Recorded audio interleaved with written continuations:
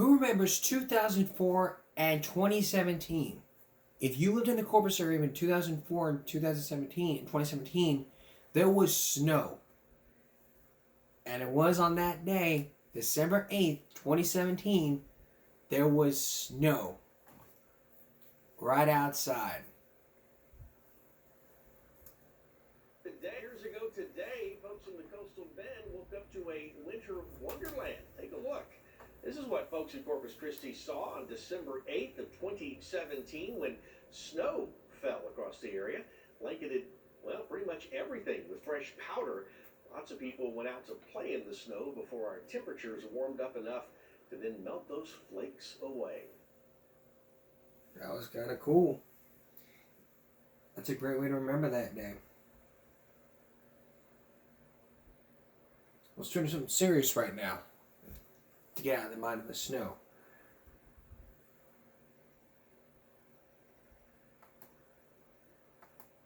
Good evening, and thanks so much for joining. There was a statewide bomb that happened earlier today. And that led to people and that led to a lot of schools toughening up security. As you remember 7 years ago, we focused on a lot of bomb threats and school threats. And I've been telling y'all, stop it. You want to spend the rest of your years in jail because you hate school? I mean, if your friend tells you go make a bomb threat, tell him no. I could be arrested. I could be sent to jail. You can't be doing that. You want to spend the rest of your time in jail in a juvenile detention center? That's what can happen. Tonight you're gonna visit Tulsa Midway as they walk you through security. The security protocols that are happening in Tulsa Midway. Here's Michael Gibson. While the Tulsa Midway School District was not part of any of the named schools who were threatened today across our state, they are still taking this matter very seriously. We've notified our security teams, vis-a-vis principals, school resource officers of the alleged threat. Tulsa Midway ISD Superintendent Steve Van Matry was working with high school principal Gabe Alvarado on getting a message out to parents. That after the Texas Education Agency told them that districts across the state had received threats supposedly sent by a Russian terrorist organization. I want this to go out as soon as possible. The warning was that a bomb was going to go off at 1 o'clock on Friday afternoon. Corpus Christi ISD also sent a message out to everyone that it was on high alert, even though it did not receive one of those emails. But over in Beeville, the ISD there was one of those school districts who got the email, and they decided to send their students home early for the day. The FBI eventually released a statement saying it was all a hoax. Even though that agency has made the initial determination that they're a hoax, we still take it very serious. Security officers at Tulsa Midway ISD remained extra vigilant, and of course, before you can even get into the high school, you and your bags have to go through a security check. For students and teachers in the classroom, it was business as usual, and their day went as scheduled. It does go through your head that there's something that might happen. However, we believe in what we do here as far as safety and security. I feel that my school is safe. Superintendent Van Matry also tells 3 News that the district is about to take even more steps to better protect students. $22 million worth of safety and security technology is about to go into the schools here. They're going to buy better security cameras and replace every exterior door throughout the district, all in an effort to ensure that every school day goes as planned. What a great way to use up our tax dollars. A terrific way. Because safety and security is one of the number one issues in every school district. And even in our homes. Think about it. We showed you that 2020 report to where apartment complexes don't care about security. They just care about whether you move in. If you're going to move into an apartment complex or a hotel, moving to apartment complexes, you need to make sure that the doors are operational. The doors are locked. And that management has to be up front with the master key. That's the Achilles heel. They can't even, I mean, you rent an apartment, and then all of a sudden it's like a gate, an entrance to security. That's basically all it is, an entrance to security.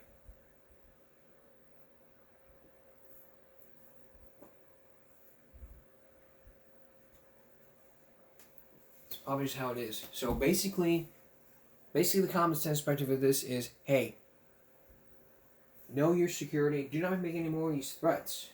Threats like this happen, they could go to jail.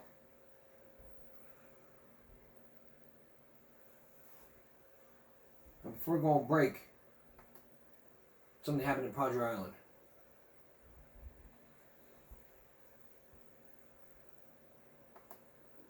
Well, earlier today, the city of Corpus Christi hosted a dedication ceremony to celebrate the completion of the Park Road 22 bridge. The new bridge will have 3 concrete arches, the middle arch allowing for boat access through a canal, and the other 2 arches housing a boardwalk for pedestrians. During the ceremony, the city named the bridge in honor of Patrick F. Dunn, otherwise known as Don Patricio. So the Don Patricio Bridge, named in his honor, is truly a testament in his lasting impact on our region. It's designed not just for today's needs, but for the future of this city. I might take a picture of it over there. Maybe so. But that's another story. Alright. Sealed court records. Thousands of documents. Talk to thousands of sources. Up next, the paper chase. A 15-month investigation you can't afford to miss. And later, Ethan Crumbley at a hearing. Stay with us. Let's spend the next 6 minutes of this next segment talking about when it happened. It happened 2 years later. 2 years later, there's finally hope in the Oxford community. Ethan Crumbley, who we've told you about 2 years ago as the Oxford school shooting happened, the trials have happened. And now, 2 years later, there is finally hope. It finally happened. Life in prison without the possibility of parole. It happened today in the Oxford courtroom. We're not going to play the whole thing because we still got a whole show to do. But we are going to hear, let's hear what the shooter has to say before the whole sentencing. Mr. Crumbley, is there anything you would like to state for a past sentence? Can you stand? Yes, you may.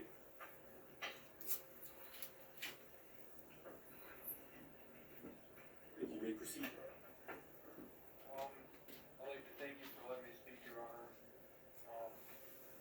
We are all here because of me today, what I did. My actions were because of what I chose to do. I could not stop myself, but I am the one who led to why we are here today. I do not diminish any ability to anyone who could have stopped me, of anyone of a school or parents.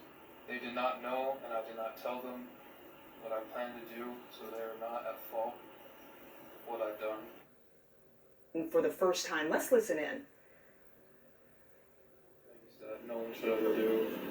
I have lied, been not trustworthy. I've hurt many people, and that's what I've done, and I'm not denying it, but that's not who I plan on to be. Whatever sentence it is, I do plan to be better than I am. I don't know if you'll believe that, but records of 15, 20, 25 years can show that I will change. Because it may not show it now with only 2 years of records, but I am trying. And all I want is for the people I hurt to just have a final sense of culpability that justice has somewhat been served in any capacity that they can recognize it with. Any sentence that they ask for, I ask that you do impose it on me, because I want them to be happy, and I want them to feel secure and safe, and I do not want them to worry another day. Because I really am sorry for what I've done, for what I've taken of them. I cannot give it back, but I can try my best in the future to help other people, and that is what I will do.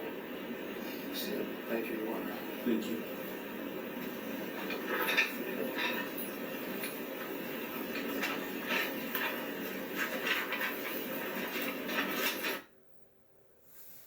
now that we heard from the shooter himself, I mean, we're going backwards here. We should, I mean, you were saying you should have played this what the victims had to say first before what the shooter had to say.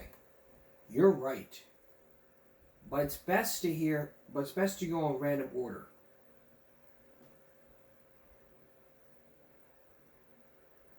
But the victims, we're not going to play what the we'll play more on Gimbrick Saturday. To what happened, but we're going to tackle this one day at a time. And the whole reason for this is because to wrap my head around, because, like I said, we've been dealing with this for 2 years. For 2 years. We've heard from the victims, the parents, lawsuits have been happening. I mean, even the school, the former superintendent may not have shown up in the room. But if he did, there would have been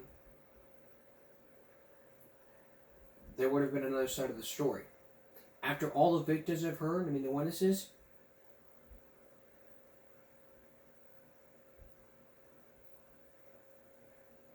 he was sentenced to life without imprisonment with the possibility of parole. But it's similar to the case of in Parkland, Florida, where that Parkland school shooter, he was sentenced to life in prison with the possibility of parole. So you certainly can compare those two cases, and the state laws of Michigan and Florida. If you shoot somebody, you commit murder, you can be sentenced to life in prison with the possibility of parole. But if Crumley is part of the early release program, then that's what have happened. But we're not going to play the whole sentence. This is like almost over 6.5 hours of tape. Let's play it. But what I'm going to do coming up tomorrow is dedicate whole or half of the show to what the victims had to say. I played to you what Crumley had to say in his defense, and it didn't matter what the community think, but he did apologize, and like I said, I've learned that, well, you should have thought about that if you went ahead and did it. So my mom always tells me, well, you should have thought about that if you went ahead and did it. And you gotta learn. You do the crime, you do the time. That's how it is. A 15-month investigation. Sealed court records uncovered. Thousands of documents found. Cracked computer codes. To tell you what some in the insurance industry don't want you to know. You will hear from doctors, victims, a president, and a journalist, and even some inside sources that don't want you to know. John Larson with a 15-month investigation into the paper chase. Stay with us.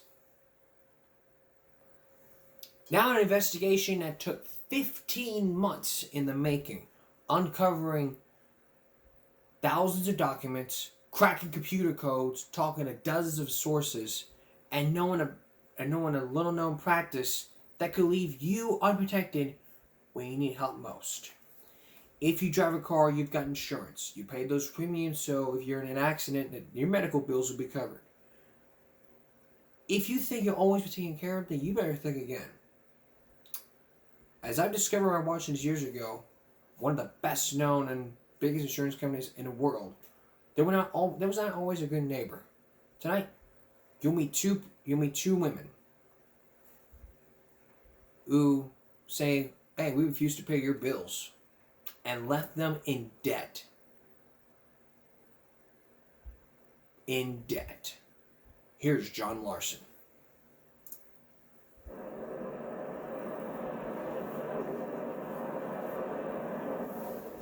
In June of 1993, Lucretia Duffy was driving through her neighborhood in Fairbanks, Alaska, when out of nowhere, a truck ignored a yield sign and broadsided her car. All I saw was black truck and grill. Lucretia was hurt and almost immediately began racking up expensive doctor's bills. She didn't have health insurance, but she did have auto insurance, which covered injuries caused by accidents. So she called her insurance agent, who promised to help. All my medical bills will be taken care of. Don't worry about anything. And that's not what happened.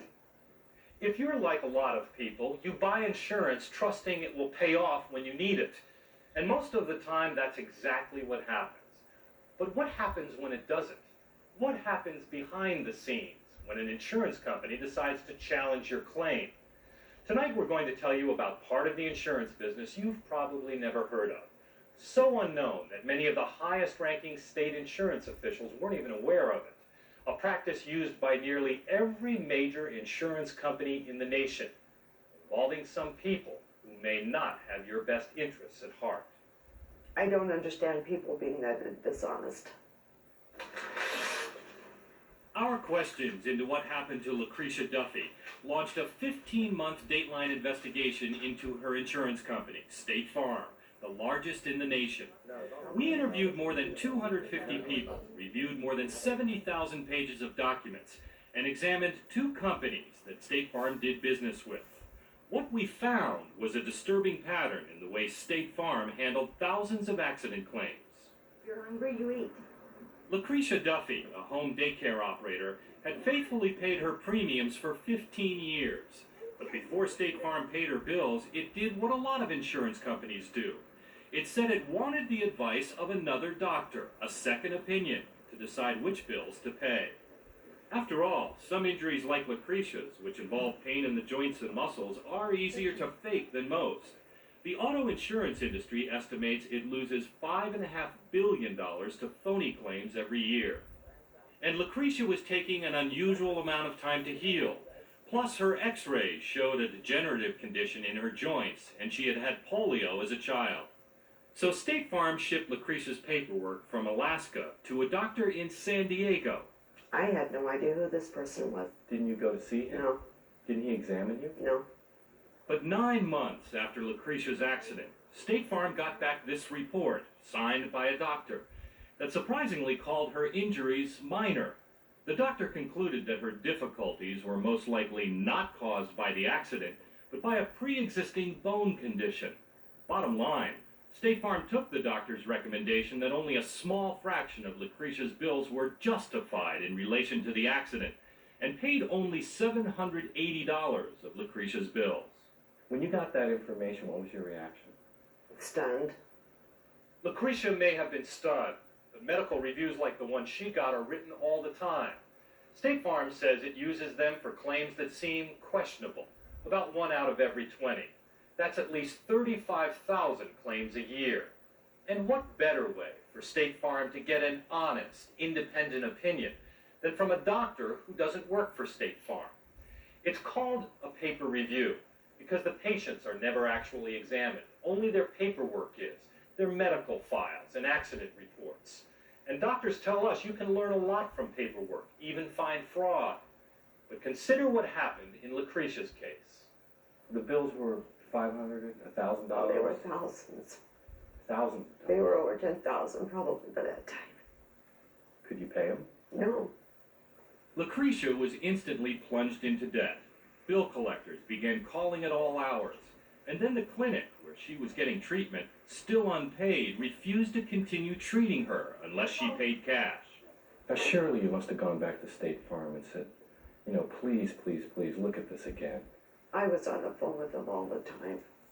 What frustrated Lucretia the most was that State Farm did not seem to be considering her own doctor's opinion, who had examined her in person and felt sure Lucretia's injuries were caused by the accident. It seemed to come down to one doctor's opinion versus another's. At least that's what it looked like, until we discovered who was really writing some of the doctor's reports sent to State Farm. I completed over 30 cases myself. We found this man, Edwin Newton, who told us he created medical opinions for the same San Diego company as the doctor who did Lucretia's paper review, Comprehensive Medical Review, or CMR. But Newton wasn't exactly a doctor. What kind of training do you have? I'm a writer. A writer? What was your college degree in? News editing. Journalism. Journalism. No medical training at all? None. Newton, who now works for a small newspaper, told us in the CMR Vancouver office where he worked, he, along with a paralegal, a former teacher, and a nurse, created doctor's opinion, deciding whether accident victims like Lucretia had received appropriate treatment. And of course, with my great medical ability, I could really make the determination now, couldn't I? Newton says CMR provided him with a computer containing stock paragraphs of medical opinions, opinions that were put into reports and sent to State Farm. These are pre-programmed bits of information Right. that you just slide in. Right. Makes you sound like a doctor. It sounds pretty impressive. Newton worked at CMR for 3 months until he was let go, shortly before the branch office closed. Remember, this is the same company whose doctors produced Lucretia's report, the report State Farm used to justify not paying her bills. Unable to afford more treatment, Lucretia says her pain became too much to handle. So you start planning ways of killing yourself. You plan how you're going to do it. Did State Farm know that people with no medical training were writing what were supposed to be doctors' reports?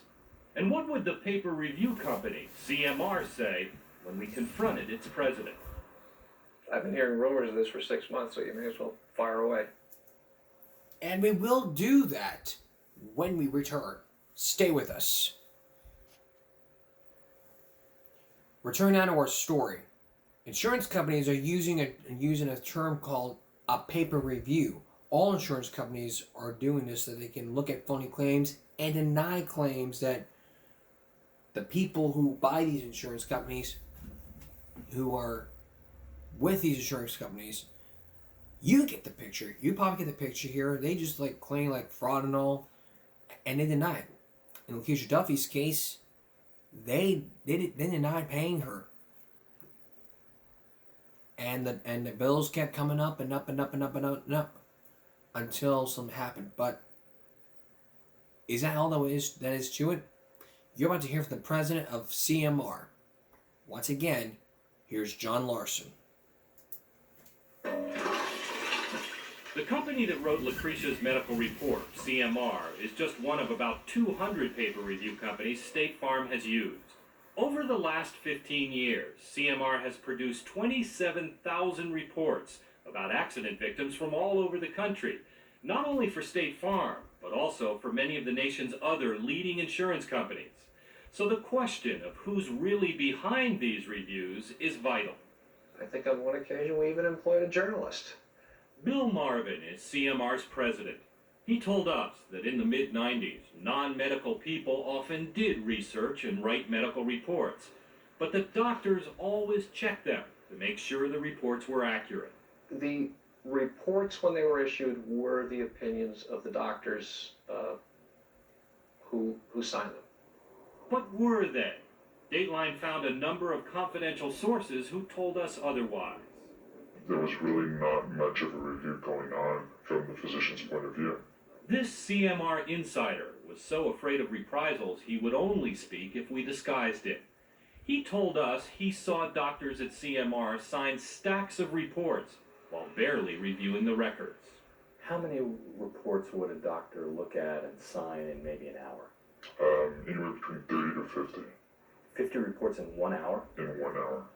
So it was more like an autograph session. That's exactly what it was. Sources told us some doctors did diligently review reports, yet this man and others told us frequently the reports were then changed without the doctor's knowledge and then sent on to insurance companies like State Farm. Bill Marvin would feel free to go in and just make a change to the report. We witnessed it every day. Did you ever change reports after a doctor had signed them? No, I don't believe so. Think about that. Never? Not to my recollection. But what Marvin didn't know was that we had tracked down someone else who had boxes of documents nearly forgotten in a garage. Here's the case. In the boxes, we found rough drafts of medical reviews sent to Bill Marvin after doctors had already signed them, in this case, a Dr. Viglotti. Why would they send you a report that Viglotti has already reviewed and signed? I don't know. If you know the answer, please enlighten me. I don't know. We did know the answer. This is the same case. Because we had a later draft of the same review. It showed Marvin had changed the doctor's report. More than 30 changes in his handwriting. Most were stylistic, but some made things better for State Farm and worse for the accident victim. For example, the doctor had written about the unlikelihood of a back injury. Marvin had crossed that out and changed it to extremely unlikely. Why would you be saying this after a doctor has already signed off on it? By the way, did you go to medical school? No. So we asked him again, why did he change the doctor's report? Because I was probably the most experienced person in the company at that point in time in terms of looking at the wide assortment of the type of cases that would come in from the insurance companies. But Marvin, who at first had said he never changed doctors' reports, then said if he did, he would always run the changes by the doctor. Did he? Dateline found the doctor and showed him the changes. All these changes, are these your notes? No, they're not. Dr. Joseph Viglotti, a well-respected Harvard-educated doctor, worked for CMR in 1993 and 94. If that happened without your knowledge. Absolutely. I did not authorize it. When I finished the report and my signature was on it, that was it. No more changes were to be made. We showed this to Dr. Viglotti, and he said it's obvious to him that somebody's changing his medical opinion after he's signed it, and he doesn't like it. I guess it depends on your perspective. Under what perspective would this be the right thing to do?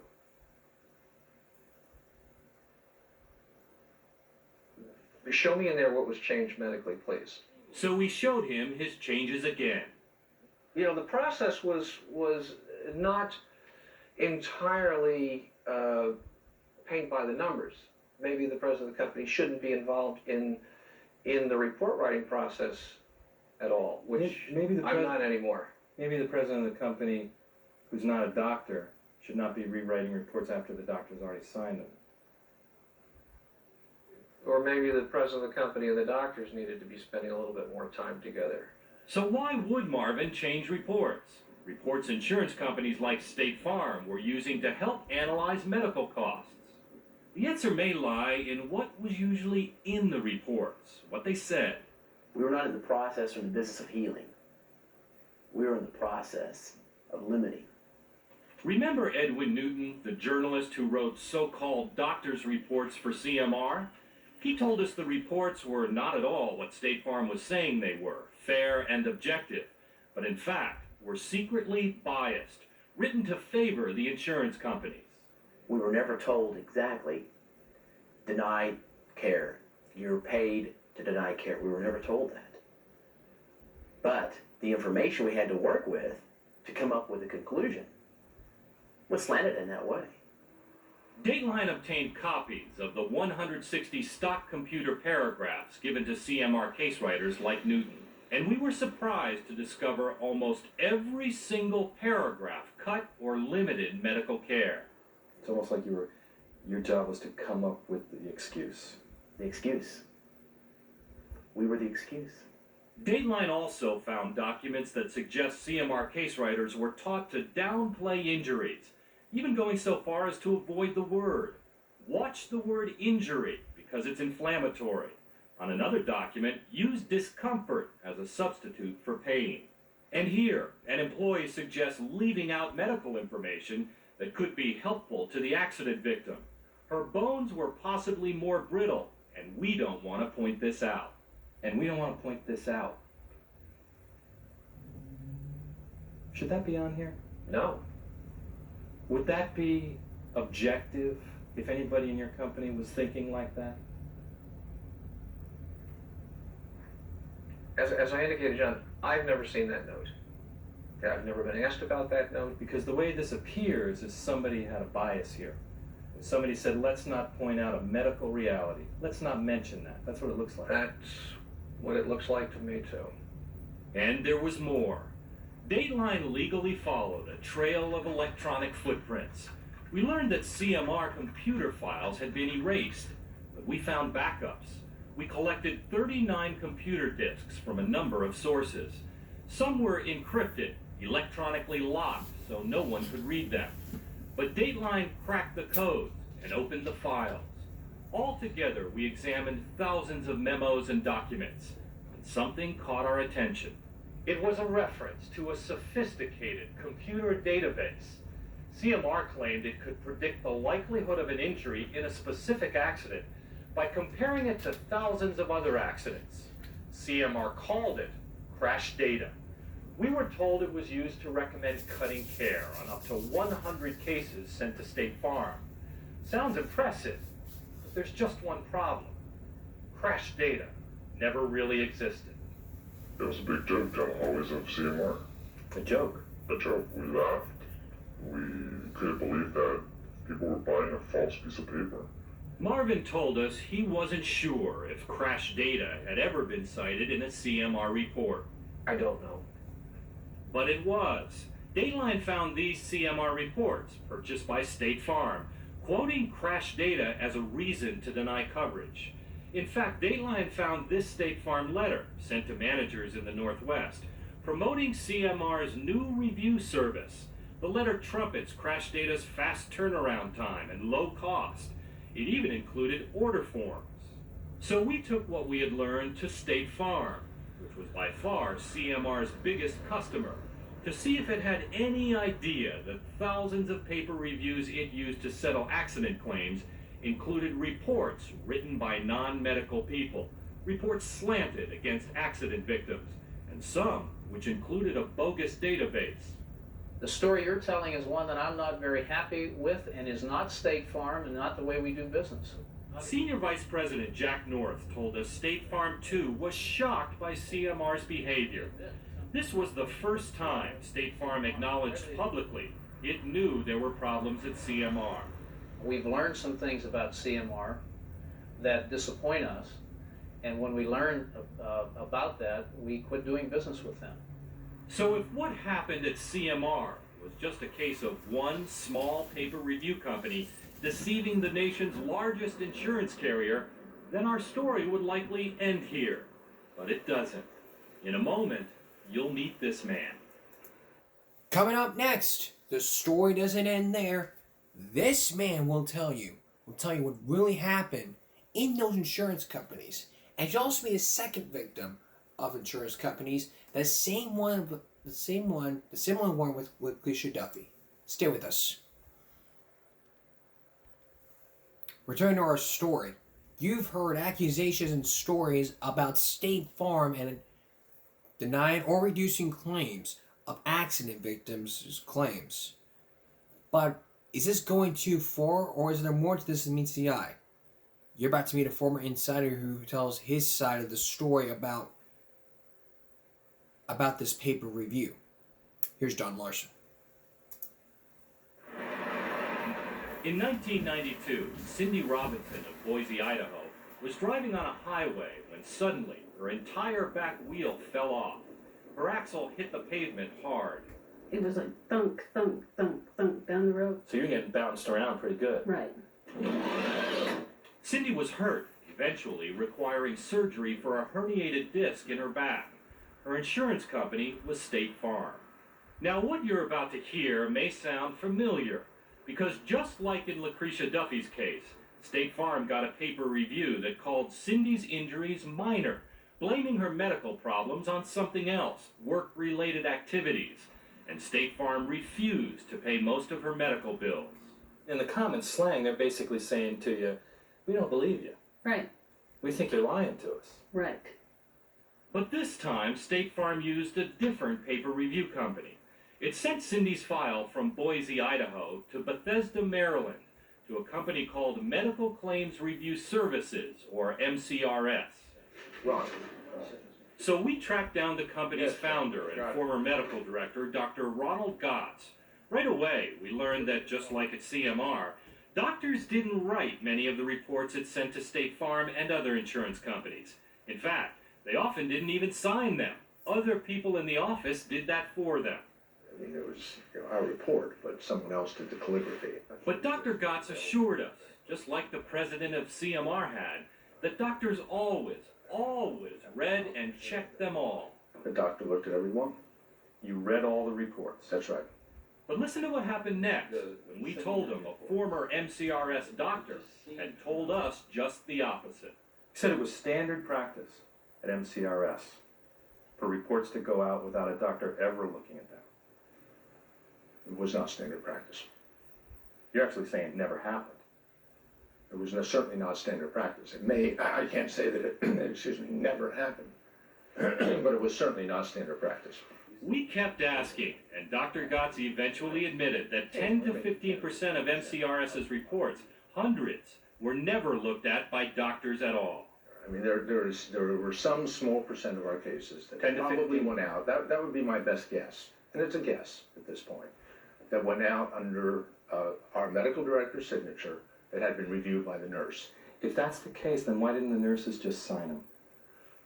Well, because these represented the view of the corporate medical director. Because the nurses... Doctor, with all due respect, how do you know it represented your view if you never even looked at it? Because the nurses were very well trained. They were very well supervised. It was only on the very simple, straightforward issues that the nurses would carry out those reviews. But no matter how well trained the nurses were, they were not doctors. And their reviews were being used by State Farm as doctors' opinions to challenge, even overrule the opinions of accident victims' doctors. And they saved State Farm money. And here's another thing. Paper reviews are supposed to offer independent, objective medical advice. So it stands to reason the reviews wouldn't always favor the insurance company. Surely they sometimes favored the accident victims. Yet Dateline obtained copies of 79 MCRS reports done for State Farm. Although too small a number to draw any definitive conclusions, we were surprised to find every single medical review, 79 out of 79, favored State Farm, recommended cutting back or denying care to accident victims. Dr. Gotts told us that's because State Farm only sent him problematic cases. But we asked State Farm's Jack North. What does that suggest to you when this independent medical review company sends back 79 cases and all 79 recommend cutting medical reimbursement? That seems strange. Looking back, if we had been able to look broader at the time, we may have seen that trend earlier. And it is not a trend that I'm happy about or supportive of. And that might sound reasonable. After all, State Farm is a huge company, handling about 33,000 accident claims every day in nearly 1,000 centers around the country. But we found someone near Los Angeles who told us, from where she sat, the pattern of negative reviews was hard to miss. What was your job at State Farm? As a claim representative. Shelby Patterson handled auto insurance claims for State Farm for 3 years. She says in her office, it was common knowledge paper review companies cut medical care. Would you have been surprised if any of the paper reviews came back and said, we recommend paying everything? Oh, I would have been shocked. And deep down inside, I never thought it was independent. So if this wasn't an effort to get an independent medical opinion, what was it? It was a real fast way to close a file. In other words, cut off medical payments and hope the accident victim gives up. But Patterson was only one worker exposed to a small part of State Farm's operations, so we really didn't know if all this went any higher. Until we met this man. It's a company-wide program, and it is decisively and deliberately orchestrated. Jim Mathis is a former State Farm superintendent who had one of the bigger jobs at State Farm in Washington State. He told us State Farm management not only knew there was a pattern of negative opinions, but wanted it that way. There is only one motivation for using at paper review, and that's to increase profits by reducing costs. In fact, Dateline found these internal State Farm memos from the early 90s showing that at least one part of State Farm kept track of how much it was saving using paper reviews. One State Farm supervisor even referred to paper reviews as medical cost reduction services. And Mathis says State Farm favored paper review companies that consistently recommended the deepest cuts. So it was dollars and cents. Yes, it wasn't whether or not they're honest, they're doing good work, it's how much money they were saving. That's correct. Could this really be true? Take a look at this, a page from a State Farm manual sent to hundreds of employees. It says if adjusters want to deny a claim, they should hire a paper review company who will support your position. Remember, State Farm says all it wants are independent, objective medical opinions. So you may be as surprised as we were when Bill Marvin, whose company provided some of those opinions, told us he thought it was his job to save State Farm money. We were set up as we advertised ourselves as a cost containment company. We knew that it was a tool to reduce costs, and if we all of the management wanted to promote or move forward in our careers, we would use these tools. Mathis says he resisted using paper reviews, especially CMRs, because he didn't think they were fair. He says he shared his concerns with his supervisors, concerns which should have gone up the ladder to this man, Deputy Regional Vice President Ralph Householder, a top official at State Farm. Mathis says he hoped the well-respected State Farm veteran would set things right, but instead, rather than doing less business with CMR, Mathis says Householder pushed employees to do more business with CMR. You got in trouble because you were trying to be a good neighbor. I believe so. And where did it get you? Well, I was terminated from State Farm. Yes. Are you smiling because it's funny? Or because it's sad? Because it's the only emotion I have left over the issue. Mathis says he was fired because he wouldn't go along, and in 1997 filed suit against State Farm, accusing it of conspiring with CMR to defraud its policyholders. State Farm disputes the charges and says Mathis was fired for misconduct and abuse of his position. A judge dismissed Mathis's suit, and he is appealing. But you may be interested in what happened to Mathis's superior, Ralph Householder. Well, he got a new job, Senior Vice President of CMR, a position Dateline has learned he negotiated 4 months before State Farm says he left his job. We asked Householder to explain, but he declined. And if that sounds like an inappropriate relationship between companies that were supposed to be independent, it was even more surprising when we learned what some people inside State Farm were doing. When we come back, the conclusion of John Larson's story. What's going on inside State Farm? And what, if anything, should happen the next time you come up against a paper review? John Larson has the conclusion to our story. Stay with us. Now the conclusion to our story. Your insurance company is supposed to be there when you need it. But it may not always be there. Remember Lucretia Duffy, who was denied having her claims paid after a paper review? State Farm says it paid only half of it. And now you'll learn why. Once again, John Larson. When State Farm refused to pay Lucretia Duffy's medical bills, her life quickly unraveled. Hospital bill, final notice. Her debt grew to $30,000. She was fighting with State Farm, fighting with bill collectors, fighting with her own medical clinic, which demanded to be paid. The headaches get excruciating. There's times that I just want to bang my head against the wall. They hurt so bad. She lost most of her home daycare business. She ran up credit card debt just to buy groceries. Remember, Lucretia's financial troubles began when State Farm refused to pay her medical bills, based on a paper review of her records by CMR. a company whose processes at the time are now suspect. But is State Farm to blame for any of this? After all, CMR was supposedly an independent company. How independent was it? Dateline has uncovered evidence that indicates State Farm did more than just passively benefit from the negative reviews. Evidence that some State Farm employees played an active role, shaping the supposedly independent reviews. This is a CMR memo about a meeting with 2 State Farm employees.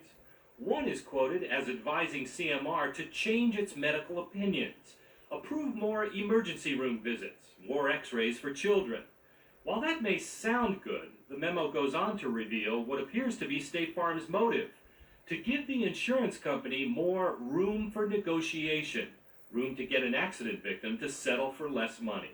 It looks like these 2 State Farm employees are telling CMR what to say, what to put in their medical reports.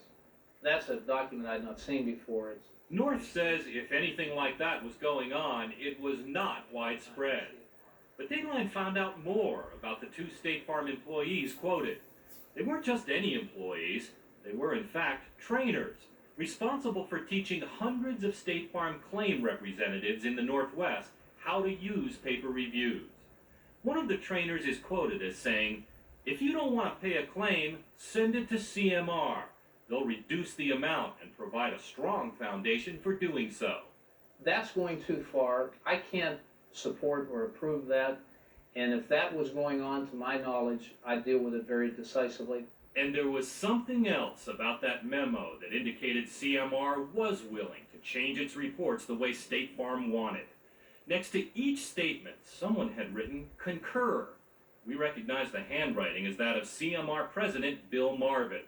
You said concur. In other words, you agreed with this. I agreed that we should be honest and objective and not so hard-nosed like some of the doctors wanted us to be. Excuse me, Bill. It appears as though you and State Farm are working together to come up with medical opinions that will help them negotiate settlements. If that's the way it appears, then I'm glad that we've evolved away from this type of scenario. The concept of what we were doing was evolving over time, and you go through, it's almost like going through a rite of passage. At any point in this journey that you described, would it be proper for State Farm to tell you to start approving or disapproving more medical tests? No. But according to this CMR source, with some State Farm adjusters, it happened repeatedly. The claim adjuster would call us and say, I do not approve of this, we need to adjust it, change the dollar amount. If they want some of it, some money taken away from these reports, we would take away from the reports. So they were helping author the reports? That's exactly what they were doing, yes. State Farm says that behavior would have been unacceptable, and it doesn't believe it ever happened. It insists these accusations grossly distort its overall record. Remember, for State Farm, go with the good neighbor service you get with us. a company whose very business is built on trust, such a charge is devastating. It appears as though employees for the biggest insurance company in the United States are secretly conspiring to cheat the very people who are trusting them. Well, your word is appears, and I can't argue with what your perspective is. That just isn't the way we do business. I'm even bothered with the notion that you may be thinking or suggesting that it is. State Farm insists paper reviews do not ultimately cut that many claims. It cites its own internal study of 65,000 accident claims in Arizona, which showed only 1 of every 5 claims sent out for review resulted in a final reduction or denial of payment. And remember the 79 MCRS cases in which all the paper reviews were negative? State Farm says it eventually paid most of those claims in full. If indeed we're paying less, it's because we owed less, not because we intentionally tried to shortcut any of our customers. But take a look at this. Dateline obtained documents showing that while on one hand, State Farm was telling employees to pay every dollar we owe, It was also, until the mid-1990s, giving employees goals like this, trying to lower, on average, how much it paid its own policyholders, clearly stating paper reviews were a way to reach those goals. State Farm says it was only trying to find a way to review its employees objectively. Getting to the bottom of how State Farm uses its paper reviews to influence settlements isn't easy, because private insurance files are just that, private. And while you can understand insurance companies needing to protect the privacy of people involved, there's more to it than that. State Farm has aggressively blocked efforts to learn more about its paper review process. In more than 24 cases, State Farm convinced courts to seal thousands of documents, making it impossible for the public to get an independent look. Impossible until now. Dateline searched computer court files in more than 100 courthouses in a dozen states, and we found some of those sealed documents accidentally left open for public view. Documents including this one. An economist hired by someone suing State Farm analyzed nearly 100 claims State Farm sent to CMR. This is the first public look at how paper reviews profit State Farm. He found the accident victims, on average, had about $7,400 in medical bills. CMR's paper review recommended slashing those claims. In the end, State Farm paid, on average, only $4,400, saving State Farm about $3,000 in medical bills every time it used a paper review. State Farm argues the sample is not statistically valid. If State Farm were my neighbor, I'd sell my house and move. As for Cindy Robinson, she filed suit against State Farm for bad faith. And after 6 years of battling with State Farm's lawyers, Cindy had her day in court. The jury awarded Cindy nearly $10 million in damages. State Farm asked for a new trial, but the judge said no and issued this scathing opinion. He called the paper review company, MCRS, a completely bogus operation which prepared cookie-cutter reports. And, he said, State Farm knew the paper reviews were not objective, but slanted to favor the denial or reduction of claims. State Farm is appealing. MCRS went out of business in 1995, 1 year after Cindy filed her lawsuit. But Dr. Gotts insists MCRS was unfairly portrayed at the trial and that its medical reports were good. In fact, we were above standards in the industry, by far. So you're saying other medical review companies probably looked at even less? Oh, they don't even have doctors. Many of them have either all nurses or clerical people who do reviews. Is that possible? We contacted insurance officials in every state and learned something astounding. Only 4 states have either banned or specifically regulate these kinds of paper reviews to ensure doctors are really writing them. In fact, 13 states told us that until Dateline called, they had no idea insurance companies were even using paper reviews in medical accident claims.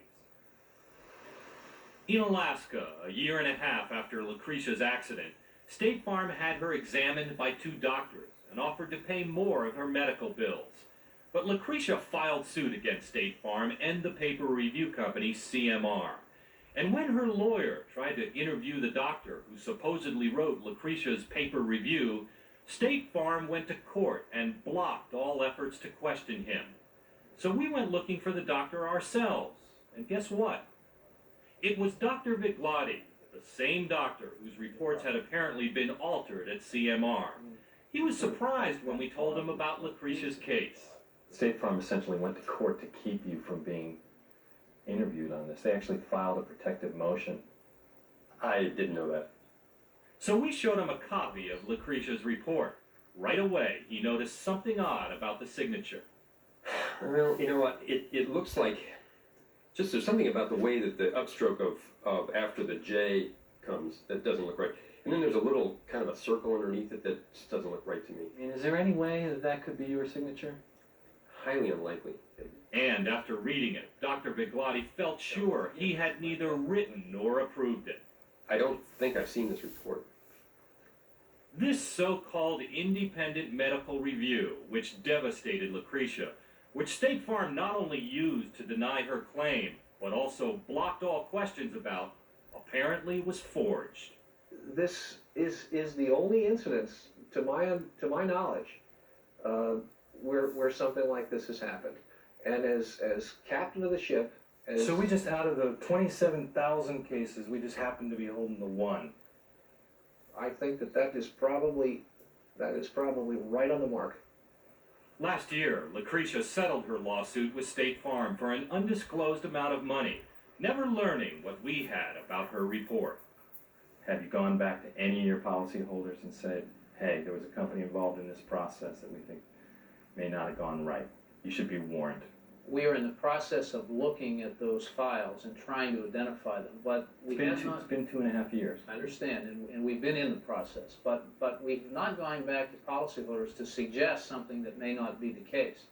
State Farm insists it could find no evidence that anyone was definitely harmed by a paper review. And because it's owned by its policyholders, it's in their best interest to keep insurance costs down. I regret being involved in a situation where we affected people's lives like that negatively. It bothers me to this day. We didn't know the person, so by not knowing the person, I guess we really didn't care.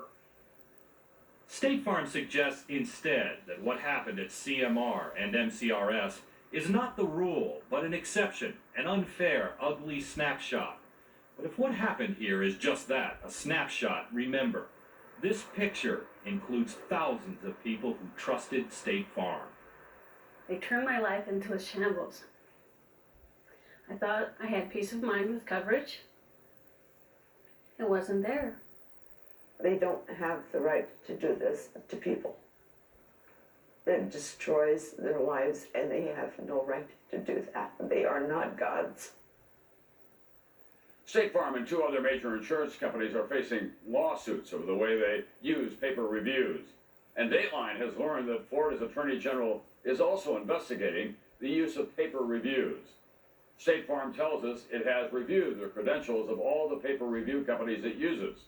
Since our interview, State Farm says it has now gone back and examined almost 4,900 claims that have been reviewed by CMR and decided to pay about 500 of them in full.